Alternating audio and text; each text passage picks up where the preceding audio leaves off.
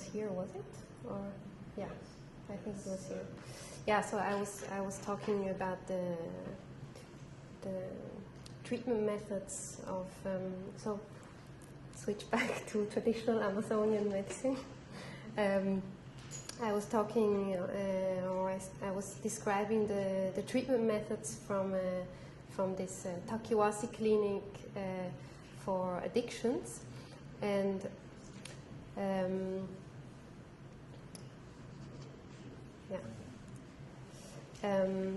so what I probably failed to say before in the rush was that Amazonian medicine consists of plant use that are applied in the context of traditional ancestral ritual.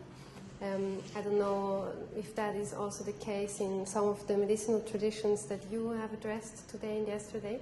In this one, it's a very pronounced component, the ritual, and the practitioners that I interviewed also emphasized that the treatment with these plants is a process that takes time, so it's not comparable with medication, with allopathic medication. It's a lengthy process. And so the main components of these treatments are, as I said, the purging rituals, dietary jungle retreats, and the ceremonial plants. So I think I talked you through these components already, so I'll skip over it now.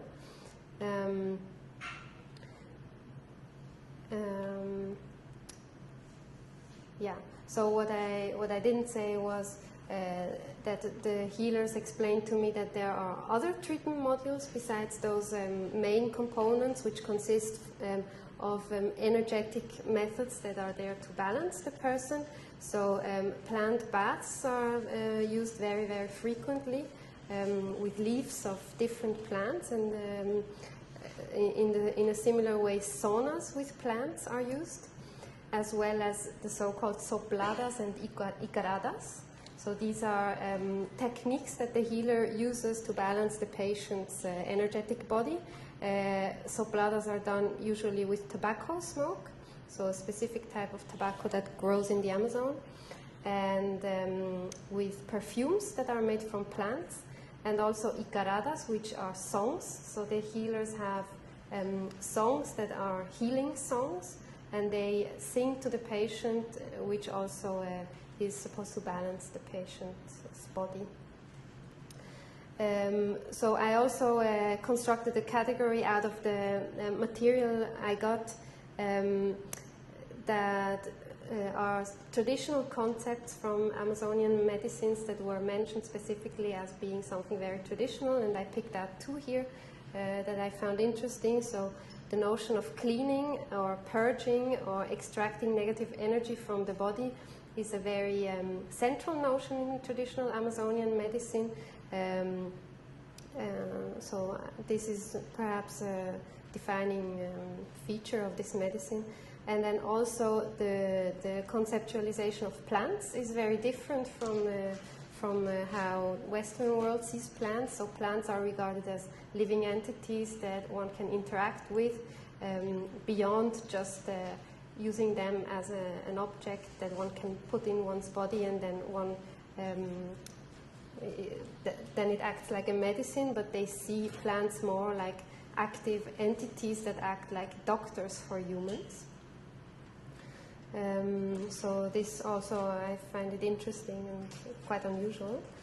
And to wrap up about traditional Amazonian conceptions of substance use disorders, so to draw some kind of conclusion of the quite abundant material that I gathered, there seems to be a general agreement on the main treatment methods that these healers suggest for addictions. But the perspectives with regards to causal factors and symptomatic features of addictions are relatively varied. Some people emphasize more energetic or spiritual things. Other people are more basing their observations more on psychological mechanisms. Others more on physical ones, etc. Also, an important point I think is to mention that the current traditional Amazonian medicine is traditional in a certain sense, but not perhaps in the absolute sense of the word traditional. So originally it is a native science that comes from the forest, but today it's a blend of different traditions and influences. So the native or indigenous medicine has been influenced, and you can find these elements in the way the medicine is executed. So influences from Catholicism, different African religions, and Western medicines and concepts, medicine and psychology.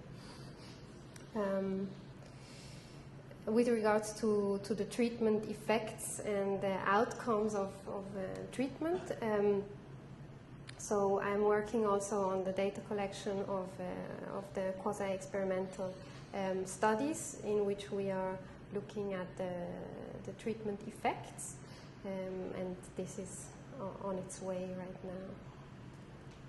So there goes the second part.